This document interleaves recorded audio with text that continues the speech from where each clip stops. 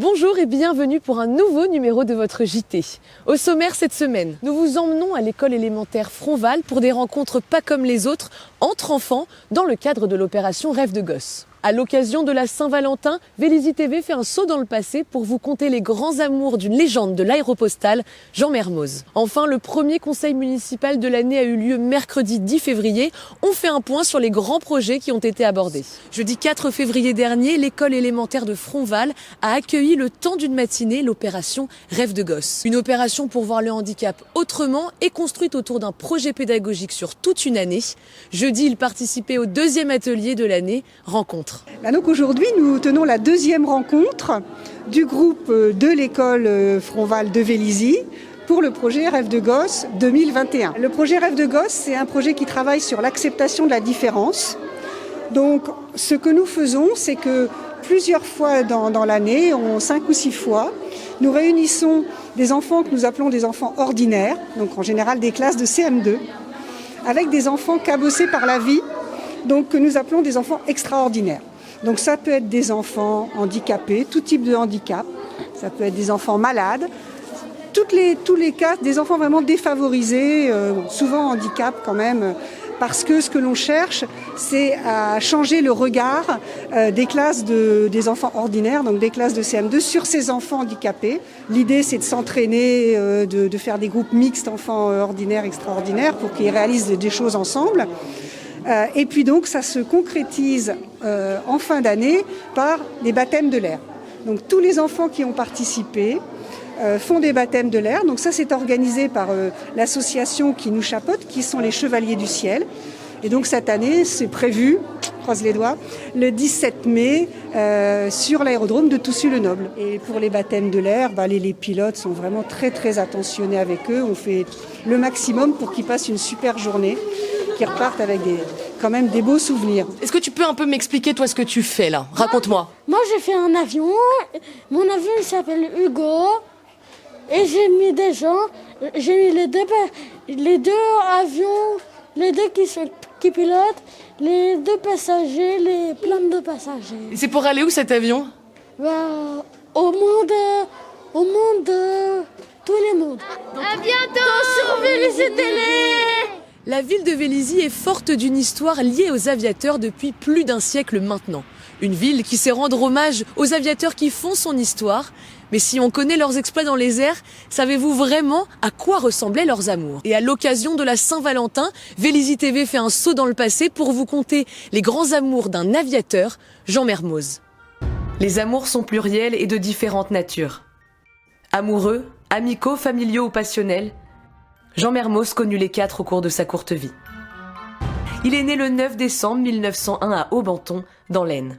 Né de Jules Mermoz et de Gabriel Gillet, appelé Mangabi, en 1920, il s'engage dans l'armée pour 4 ans, décroche en 1921 son brevet de pilote, rejoint l'aéropostale et commence celle qui sera sa plus longue histoire d'amour, l'aviation.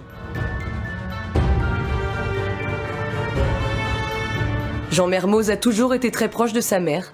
L'histoire garde de leur relation un lien fusionnel. Tout au long de ses voyages, le fils et la mère ne cessaient de correspondre. Et en 1930, lors de sa première traversée de l'Atlantique Sud, le pilote reçoit un message de sa radio. « Mon Jean, je suis avec toi. Stop. Maman. » Mais Jean Mermoz aime les femmes et faire la fête.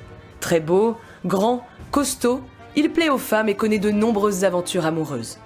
Aviateur de la ligne aéropostale, les voyages favorisent ses rencontres avec la gente féminine. En 1929, il est envoyé en Argentine, à Buenos Aires, où en ce début d'année, il rencontre celle qui deviendra sa femme, Gilberte Chazotte. Les circonstances de la rencontre entre Jean et Gilberte reposent autour de plusieurs hypothèses. Une rencontre dans un club de sport, ou encore grâce au père de Gilberte, lui-même aviateur. Quelques mois plus tard, Jean lui demande la main de Gilberte. Mais après 2 ans en Amérique du Sud, l'aviateur doit rentrer en France en 1930 pour préparer la traversée de l'Atlantique Sud. Gilberte et sa famille rentreront dans l'Hexagone, mais la promesse de délaisser quelque peu les airs pour sa promise ne semble pas une priorité.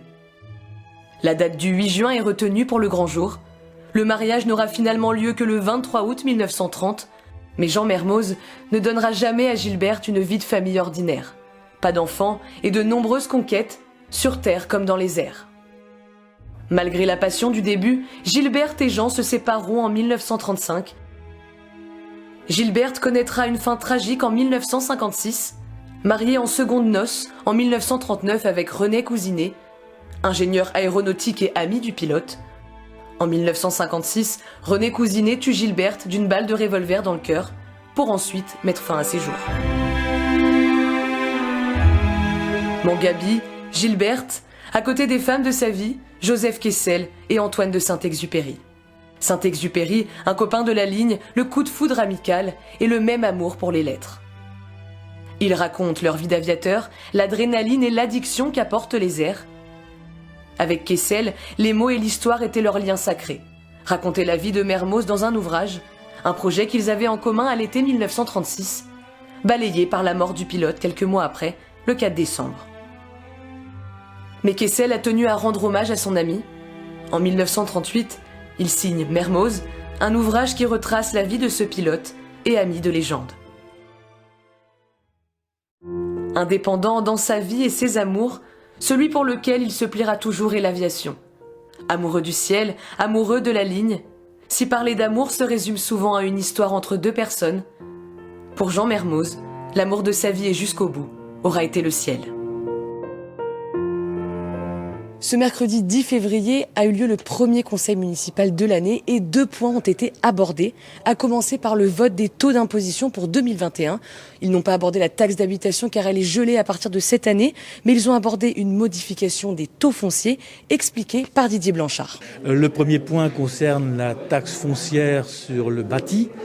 Alors nous avons voté un taux qui regroupe le taux classique proposé par la ville et celui du département, puisque maintenant il va y avoir un taux regroupé.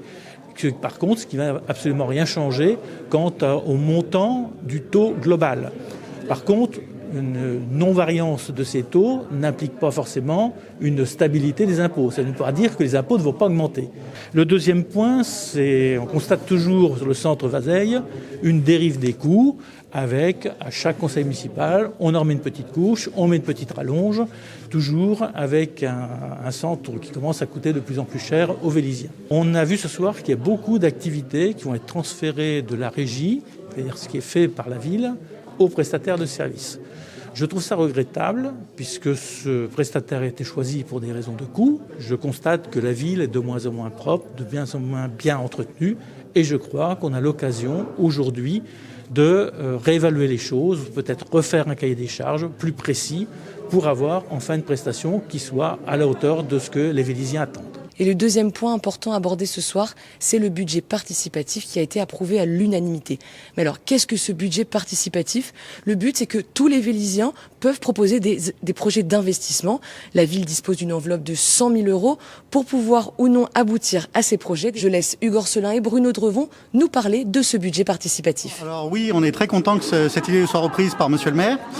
Après, on trouve ça assez ironique dans la mesure où la démocratie locale, c'est pas une marque de fabrique de notre maire actuel. On pense bien sûr à l'absence totale de concertation concernant le nouveau projet du MEL et également le fait que malheureusement il est décidé de réduire l'expression de l'opposition, voire de la réduire à zéro même. On salue la démarche en tout cas, bravo pour le budget participatif. Vis-à-vis des élèves, on va avoir une perte de service en fait. Et on a bien vu réduire les effectifs du service public au niveau de la santé et à l'hôpital, ce que ça a pu donner. Donc, chers amis vélysiens, en pensant à vos enfants, je pense que c'est pas forcément une bonne solution d'avoir un poste de direction d'école qui soit supprimé. La restauration scolaire, c'est un marché très important pour la ville. Et là, la logique des appels d'offres qui sont passés et que la précédente nature donc avait validé, c'est des grands groupes industriels malheureusement qui sont à chaque fois choisis du fait des conditions de l'appel d'offres. Pour mémoire, c'était Sodexo qui avait été choisi, c'est une des 25 grandes sociétés françaises qui ont le plus d'impact négatif sur la biodiversité. Nous répétons encore qu'au niveau de l'isolation des écoles, c'est particulièrement lamentable que les écoles soient aussi mal isolées actuellement avec du simple vitrage, des systèmes de chauffage bloqués qu'on ne peut pas régler. On est obligé, dans les écoles, ils sont obligés d'ouvrir les fenêtres pour réguler la température. Ce type de choses très basique. Pourquoi est-ce que cela n'a pas été fait jusqu'à ce jour ? Effectivement, le budget participatif est approuvé. Donc ça veut dire que pour tous les Vélisiens, entre le 1er et le 28 mars prochain, ils peuvent déposer des projets. C'est une idée qu'on avait depuis longtemps, qu'on a pris le temps de mûrir, trouver de nouveaux outils pour pouvoir inventer l'avenir. Comme on est dans la ville des innovations, un budget participatif ouvert aux innovations de la population, ça allait de soi. Et comment ça va se passer pour les Vélisiens ? Combien ils peuvent espérer avoir pour leur projet ? Alors, c'est une enveloppe de 100 000 euros. Chaque projet ne peut pas aller au-delà de 20 000 euros, mais on peut très bien avoir des tout petits projets aussi. Donc, c'est des projets qui sont à l'initiative des Vélisiens, mais c'est aussi les Vélisiens qui choisiront les projets qu'ils considèrent comme les plus intéressants. Et quand est-ce qu'on pourra avoir cette liste de projets ? Ils pourront être suivis depuis leur dépôt jusqu'à leur éventuelle sélection au mois de mai par les Vélisiens. Sur la plateforme, donc, il y aura le suivi de tous ces projets qui sera, bien sûr, la vie d'un projet. Il faut passer un certain nombre d'étapes, comme je disais. Il faut que ça soit faisable, il faut que ça soit compatible avec les autres politiques de la ville. Donc, voilà. Et ça sera complètement transparent pour les Vélisiens. Rendez-vous le 24 avril prochain pour le prochain conseil municipal de Vélizy. Votre JT touche maintenant à sa fin. Merci beaucoup de nous avoir suivis et je vous dis à la semaine prochaine pour de nouvelles actualités véliziennes.